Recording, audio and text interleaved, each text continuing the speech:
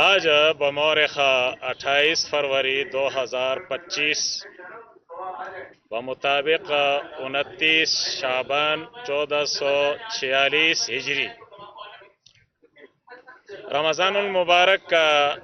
چاند دیکھنے کے لیے زونل روایت ہلال کمیٹی کا اجلاس بندہ انوار الحق حقانی چیئرمین زونل روایت ہلال کمیٹی بلوچستان کوئٹہ کے زیر صدارت ڈی سی آفس کوئٹہ میں منعقد ہوا۔ ہمارے زونل کمیٹی کے جن معزز ممبران نے شرکت کی ان میں مولانا مفتی محمد جان قاسمی صاحب، مولانا قاری عبدالحفیظ صاحب، مولانا ڈاکٹر عطاء الرحمن صاحب، مولانا سید عتیق الرحمن شاہ صاحب، ان ممبران نے شرکت کی اور ڈی سی آفس کی طرف سے نمائندگی اسسٹنٹ کمشنر کیپٹن عبداللہ ابن عارف صاحب نے کی، جبکہ محکمہ موسمیات کی طرف سے محبوب اللہ اسسٹنٹ میٹرولوجسٹ نے کی، اور اس کے علاوہ حاجی کیمپ سے مولانا عبدالحی صاحب نے نمائندگی کی اور شہر کے دیگر علماء میں سے بھی مفتی سندر سعید صاحب، قاری عبدالباسط صاحب، سردار محمد اقبال خلجی اور بہت سے شہر کے دیگر حضرات بھی اس وقت اجلاس میں شریک ہیں۔ ہم نے بلوچستان کے مختلف اضلاع میں رابطہ کیا۔ کوئٹہ کی صورتحال تو یہ ہے کہ یہاں تو موسم بالکل صاف ہے مطلع، لیکن اس وقت تک جیسے آپ دیکھ رہے ہیں کہ کمیٹی کے اراکین اور جتنے بھی یہاں موجود ہیں کوئی چاند نہیں دیکھا گیا۔ جہاں ہماری رابطہ ہوا وہاں کے بڑے بڑے معتبر علماء سے اور ذمہ وار حضرات سے، اس میں گوادر شامل ہے، پسنی شامل ہے، پنجگور ہے، تفتان ہے اور چمن ہے۔ یہاں سے بھی ہمیں چاند نہ دیکھنے کی اطلاعات ملی۔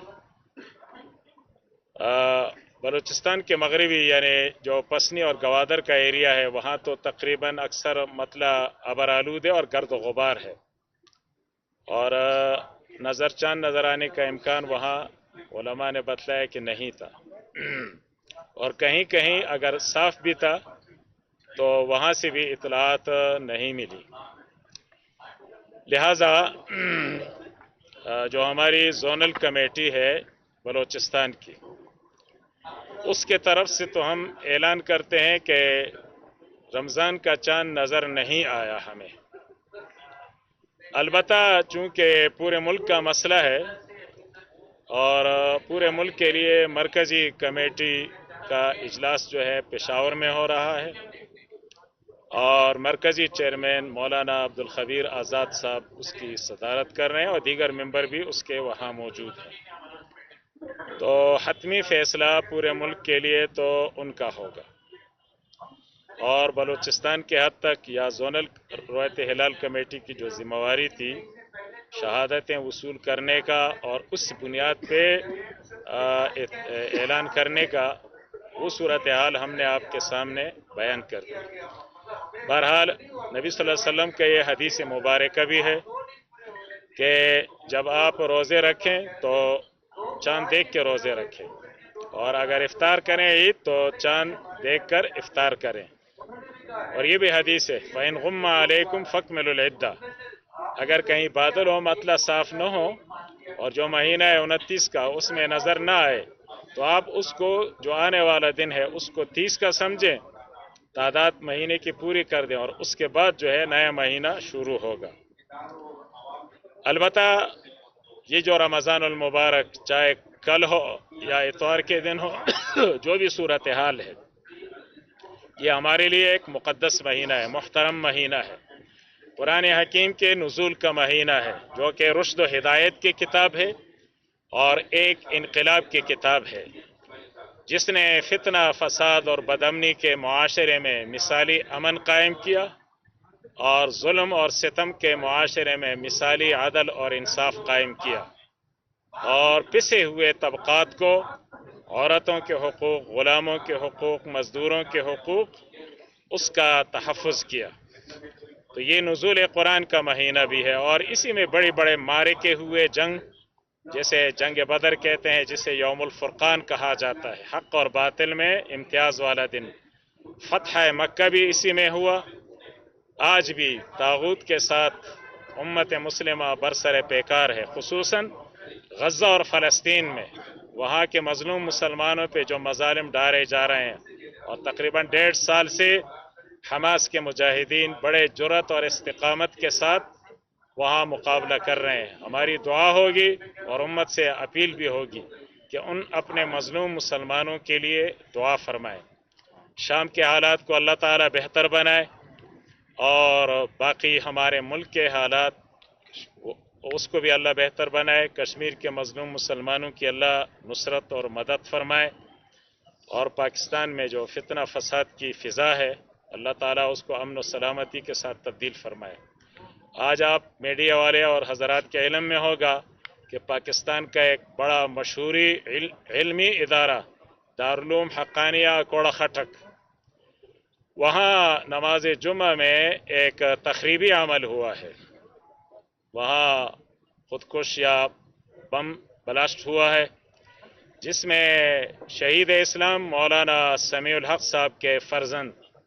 مولانا حامد الحق صاحب وہ بھی شہید ہوئے ہیں، اور بہت سے۔ اس واقعے کی ہم شدید مذمت کرتے ہیں اور غمزدہ خاندان سے ہمدردی کا اظہار کرتے ہیں۔ تو اس موقع پر ہم دعا کرتے ہیں کہ اللہ تعالی آنے والے اس مہینے کو ہمارے لیے سعادت کا مہینہ بنائے، خیر کا مہینہ بنائے، اور اللہ تعالی امت مسلمہ میں وحدت اور اتفاق کا ذریعہ بنا دے، اور مظلوموں کی اللہ تعالی نصرت اور مدد فرمائے، خصوصاً پاکستان میں اللہ تعالی امن و سلامتی کو قائم فرمائے۔ جہاں بھی جس طرح سے بھی فتنہ فساد ہے اللہ تعالی اس کو امن و سلامتی کے ساتھ تبدیل فرمائے۔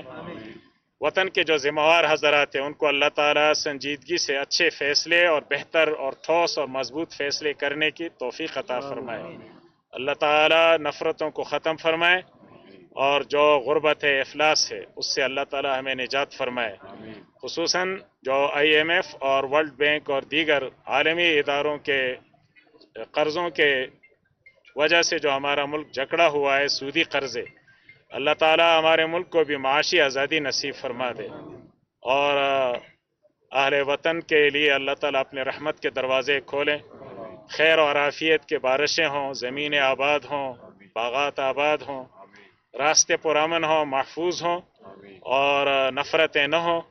اللہ تعالی اہل وطن کے دلوں میں ایک دوسرے کے لیے احترام، مودت، محبت کو پیدا فرمائے،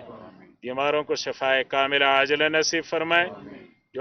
جو مقروض ہیں ان کی دستگیری فرمائے، جو پریشان حال ہے ان کی پریشانیوں کو دور فرمائے۔ اللہ تعالی ہم سب کو ہدایت نصیب فرمائے اور حسن خاتمہ نصیب فرمائے، جنت اور اس کے نعمتیں نصیب فرمائے۔ قرآن حکیم کے مطابق اللہ تعالی ہمیں عمل کرنے کی اور زندگی ڈھالنے کی توفیق نصیب فرما دے۔ اللہ تعالی جتنے حاضرین ہیں آپ حضرات سب کی مغفرت فرمائے اور دل کی مرادیں اللہ تعالی پوری فرمائے۔ سبحان ربک رب العزت عما یصفون وسلام علی المرسلین والحمد للہ رب العالمین۔ آپ کے میڈیا کے حضرات کا بہت بہت شکریہ، آپ آئے اور ٹھنڈ میں قوم تک یہ آواز پہنچائی، جزاکم اللہ خیر۔ جی جی جی